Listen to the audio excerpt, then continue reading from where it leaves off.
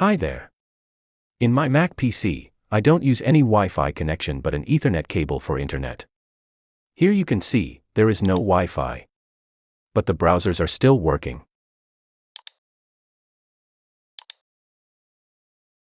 I want to disconnect internet without unplugging the Ethernet cable or touching it. So, let's do it. Either come to this Apple logo. Then System Settings. Or simply come to Settings. Look for Network. Come to Ethernet.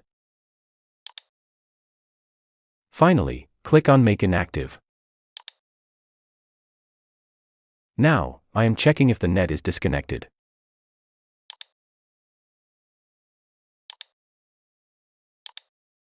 Yes, Google is not loading. Then, any other website is not also loading in my Mac PC. To make it active again, go to Network. Come to Ethernet at bottom. Click Make Active. It's connected again. The sites are working fine now.